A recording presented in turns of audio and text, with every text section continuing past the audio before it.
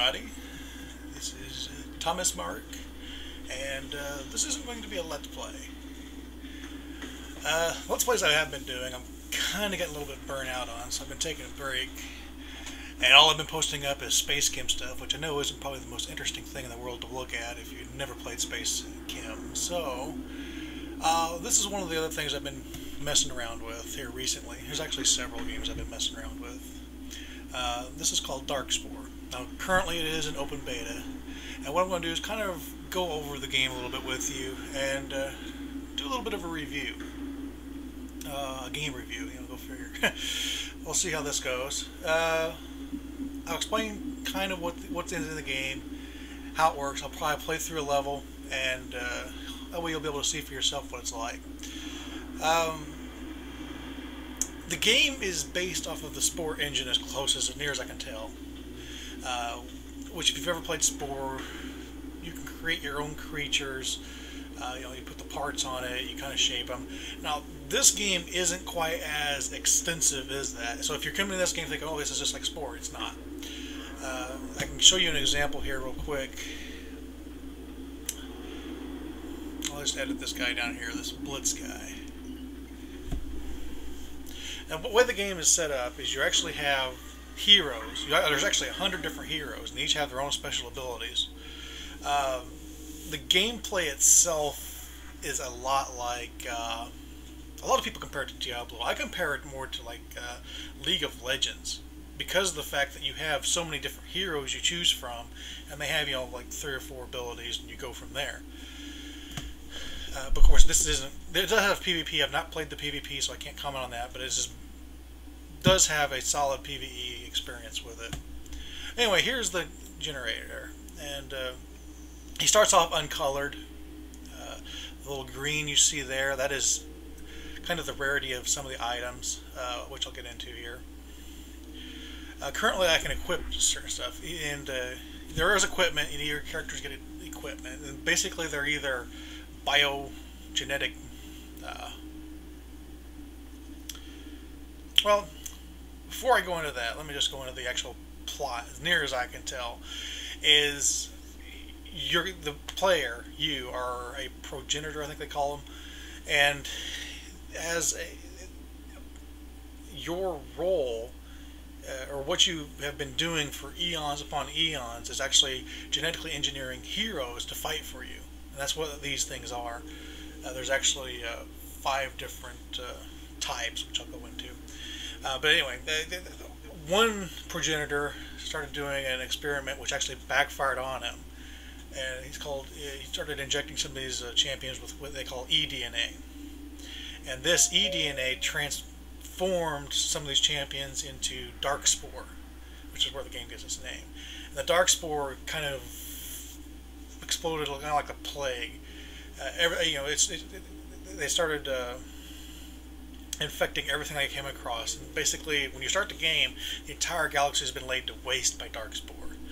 And you, as a progenitor, have been put in a sleeper ship, you know, to hide for such a certain amount of time until you can come back and try to take back the galaxy. And that's what that's the whole premise of the game.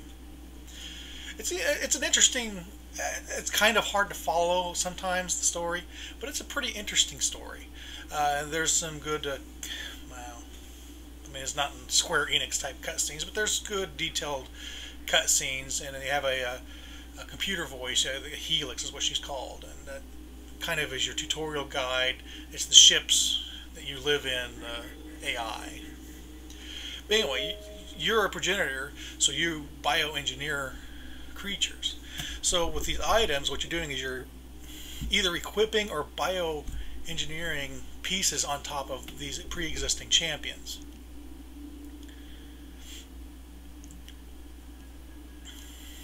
And this guy,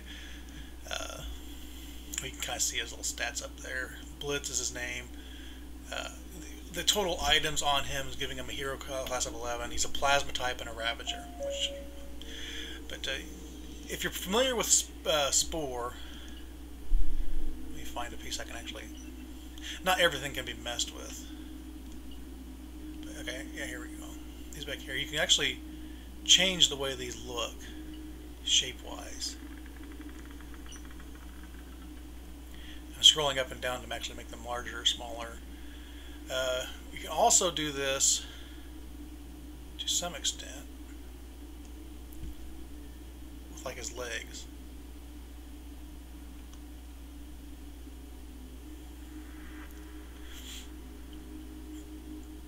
I'm lagging a little bit, so. Oh, and there it goes. Now again, this is beta, so there is some connectivity issue. Okay, we're back. But as I was showing you, there's a lot of the options. You don't get to mold their bodies the same way Spore is. You don't get to actually pick and choose like certain kinds of feet. Well, if it is in there, I've not gotten to it. But the actual overall shape of the body, you can't modify or change. But everything else is pretty much changeable. But anywho, now the champions. Now, like I said, there's a whole bunch of them. I've got 10 out of 100 actually unlocked here, and some of them don't unlock until you actually level, because you as a progenitor have a level. I'm currently level 10, and each level you get the ability to unlock a new hero. And of course, each of these heroes have, where'd all the heroes go?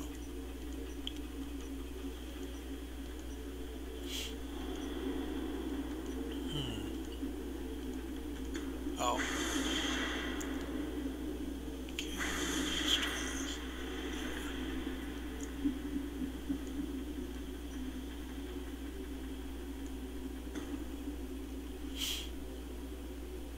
I know there were some up here.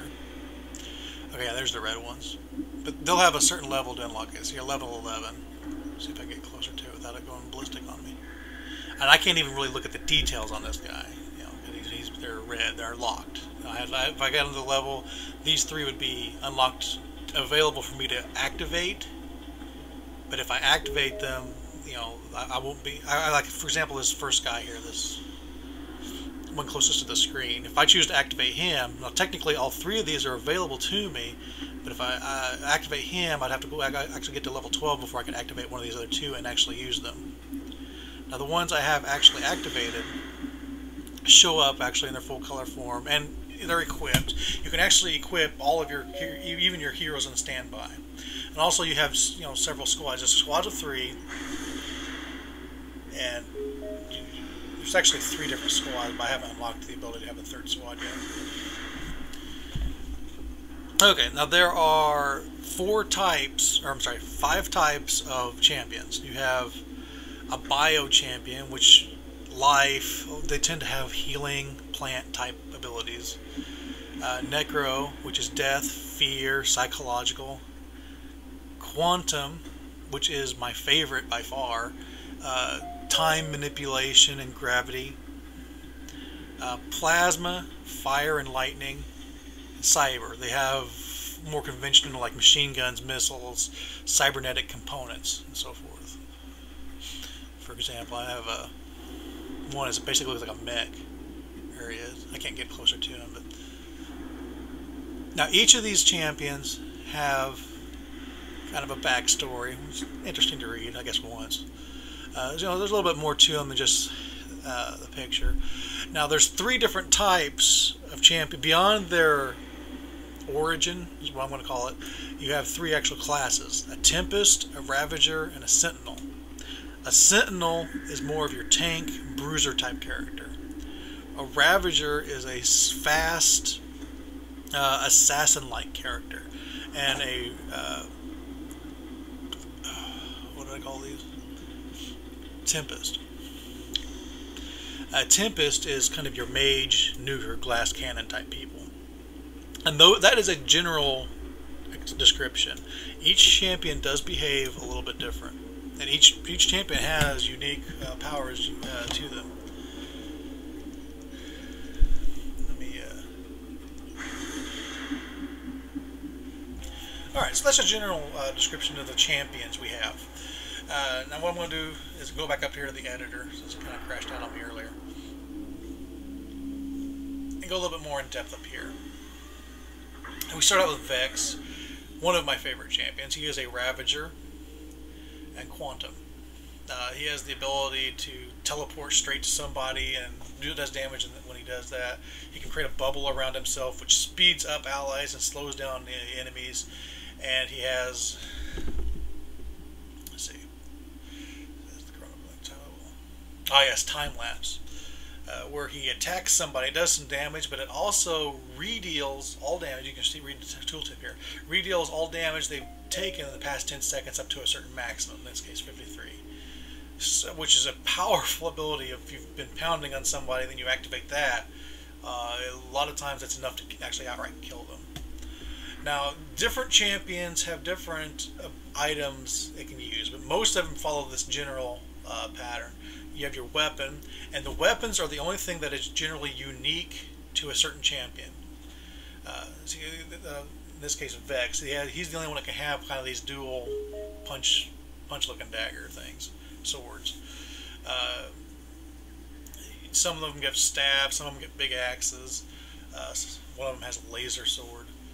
Looks like a lightsaber, really. There's a hand and feet option. I have never received any items that go in those slots, so I don't really know much about them. But I assume it would actually be able to change the way their hands and feet look. See, I can actually, if I hover over it, I can actually change it. Whereas if I go to the rest of the body, I can't, unless I go over an item I've already. Now, some of this is decorative, but the actual shape of the body, like I was mentioning, you can't actually change. Okay, feet, an offensive type item. In this case, I've got these little detectors on his shoulder. Now, when you get over into these items, there are two types. One of them, they are locked. For example, this Lepton detector of assessment is locked to quantum. So since he is a quantum champion, he can use that item. Now, if I was to get, my plasma, or if I get a different quantum, the other quantum could also use that item. So it's not like the weapons where it's hard locked to a specific champion. This is just locked to a certain origin. Now, not all items are like that either. Some of these items are actually available to anybody. And of course, you look at their abilities and so forth. In that case, in that way, it is, I guess, a little bit like Diablo or Titan's Quest, where you have like a lepton detector of assessment. If there's a different kind of lepton detector, it'll give different stats. But you have that. You have the defensive item. And again, you actually place these on the item, and it displays exactly like it does in Spore. You put it on there, shape it however you like, and then you have a utility. Now, a lot of champions, they'll have 2 utility slots. Specifically, well, again, it's just each champion's a little bit different. But this is the basic layout, the basic bipedal champions. I can't really go into every single champion. One, I've not activated all of them, and 2, it would take forever. Longer than this is already taking. Oop, I want feet.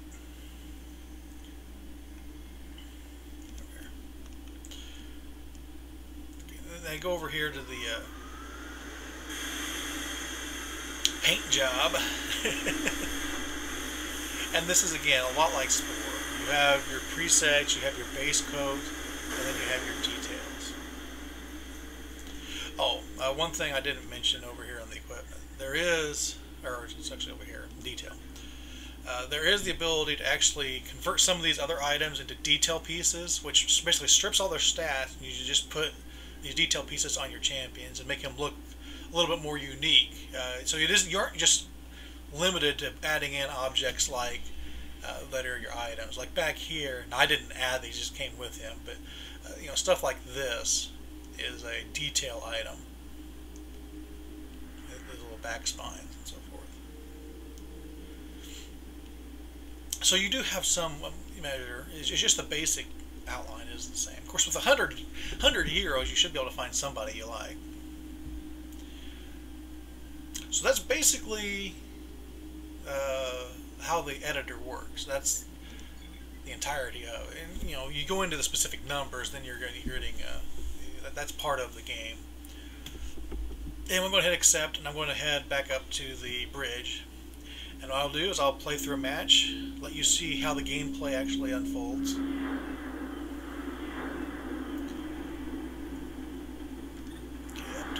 destination. There is an item. I think I can. Yeah, I can access it here. You have an inventory. It has a certain maximum capacity. I've never even came close to filling it. There's a weapon store. As you level, basically they unlock. And as you play the game, you actually get DNA, and this DNA is basically the currency of the game. So if you know, these are actually probably not as good as things you'll find, but it's better than nothing kind of items. And then up here you have the upgrade store, which actually upgrades your starship more or less. Not every level, but most levels you'll get a new thing open up, and it costs DNA to unlock it. But for example, the first one I got basically increases the cap stat of all my heroes. This one gave me the ability to have a second squad. And let's see over here. Well, if you play the game, you'll understand some of these a little bit better. PvP unlock, you have to actually unlock it at level 10. I didn't do it because I'm not interested. And the catalyst over here, yeah. Inventory capacity. A lot of these is just something you'll need to play the game if you're interested in playing the game in order to appreciate or even understand. Let's see here. Now there's, the PvP tab, of course, is locked because I haven't unlocked it. And you have the campaign tab. Now I can invite people. This game, you have to be online to play this game, even if you're playing single player. Now the game actually shines a little better though if you play cooperatively. Now if you have set friends or set people you want to play with, you can do that.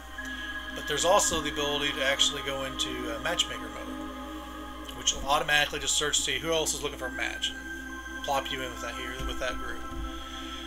Now I've gotten all the way over to World 3 or whatever. I'm going to go back to an earlier mission. One that works. Now, I'm not going to do the matchmaker. I'm just going to play solo. That way I can kind of do it at my own pace here. Show you some of the features.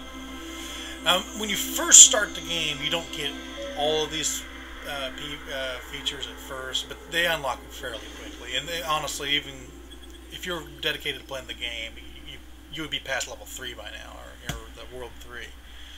Now, in the first, of course, when you only have one squad, this is irrelevant, but this is your ability to choose a squad that you want to use.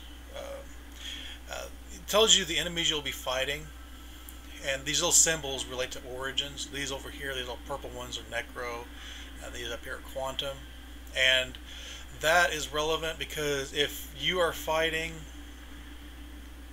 necrotic enemies with a Necro champion, these enemies will do double damage to this champion. That's why when you're looking at it, if I go over here, they're all three. I've got 2 Quantums and 1 Necro. Well, that's all of them, so they're all going to be at a disadvantage. Whereas over here, none of them, or my Plasma and my Bio, are not going to be at any kind of a disadvantage in fighting these. My Necro will. Now, that is a rough estimate. I mean, it isn't like you're doomed if you're playing like this, because that's one of my best. That Necro character is one of my best champions. But it is something to bear in mind. Like in this instance, there was absolutely no reason for me to take that squad when I have this one here available. So we will take this squad, continue, and warp to our destination.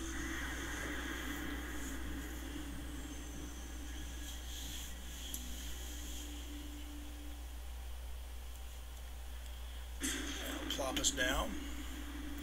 The first thing we got here is our powers. We have the instant cast is basically our left click attack. In this case, he has an axe he uses. Then you have your powers. These are on your number keys 1 through 5. Now 2 and 3 are his powers. And over here you have QWE. This lets you fast switch between heroes. Like if I push E or left click on the icon, I actually change that hero. And they have their own separate life and mana bars. And their powers also change. They also have a passive that's just displayed over here.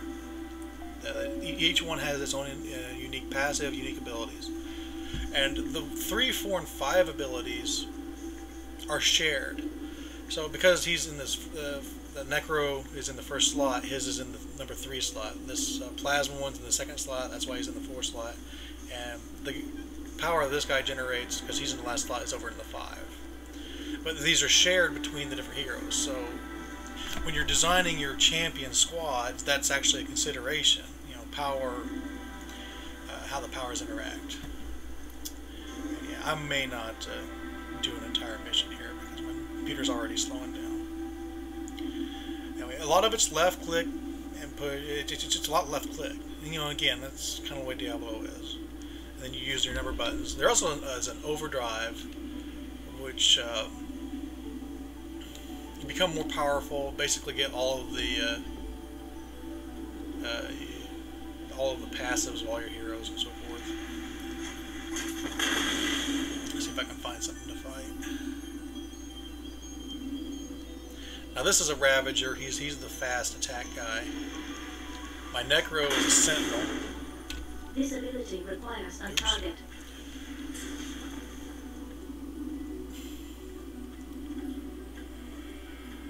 Here's some enemies. He has fear, and life drain. Again, every champion's different. He is a Tempest, and very much is an AoE blaster.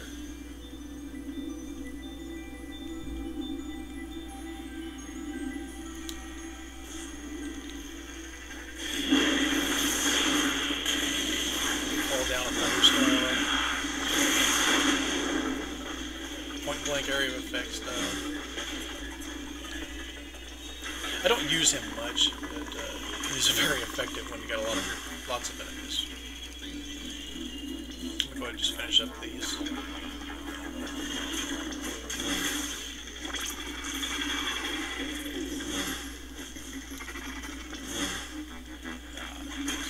These things, when they hit you, work you around. There it goes.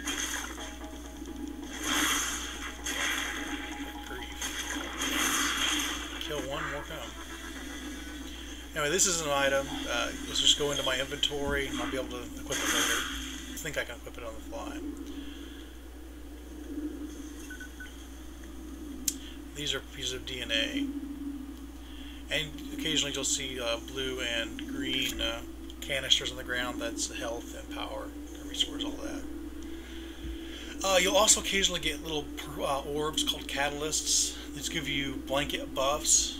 They apply here. As you link up and unlock the ability, you can actually get up to 9 total. Of course, I only have the 3 now. Experience bar down there. I don't know why I can't pick up that last. Probably because I'm. Oh, there we go. Lagged a little bit. Because I'm lagged, I'm going to go ahead. Just a small bit of gameplay to let you see what it is. At the end of the mission, you actually get an item roll. Now, you have two options. You can actually just continue on to improve the roll. As you play through a round, you'll get medals, which I've never seen any evidence of ever gaining until the end level's over. But the more medals you have, the higher the percentage chance you have of getting an ultra rare item during this roll. Also, like if I can choose to double down and basically risk that roll and play the next round, and if I can beat that next round, not only do I get those medals and the medals I previously earned combined together to increase the roll odds, but I get 2 rolls. And as you can upgrade the actual engine of your ship to actually increase the number of times you can do that. I'm going to go ahead and abandon the mission here, though.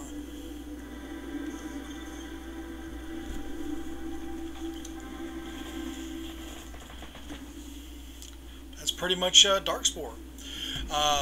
Currently, it is, again, this is an open beta. Some of this is subject to change. I don't think a whole lot's going to change between now and release. It does release later in April. In fact, I've heard April 1st, but I think it's going to be closer to April 20th or so. But it does cost $50. My personal opinion, that seems a bit steep for this game. The levels, it seems like we'll run out of levels and you'll end up just playing over the old levels over and over again. There's actually the same campaign 3 different times on higher difficulties. And the levels themselves are not overly long. I didn't play through one now because I'm actually running short on drive space, and also I'm lagging a little bit. But it's honestly maybe 10 minutes to go through a level. I can kind of show you here. You know, so far there's only been 4 missions per world, per chapter. And there's 6 worlds. So, that's Darkspore. Looks good to you, by all means grab it. Again, does require you to be online, although again, it's better to play online with cooperatively. But that can be a bit of a stumbling block. I know I personally don't like getting kicked out of the game, you know, when I'm playing by myself. For example, in this video, I got kicked out once because my internet just kind of hiccuped. You know, $50 for the content you're getting. Personal choice. My personal choice is it's not worth $50. It's probably worth, to me, more about $20. It actually reminds me a lot like Magicka, if you've ever played that game, as far as price point and quality. So, well, anyway, that's a rough review. Let's play tutorial thing of Darkspore open beta.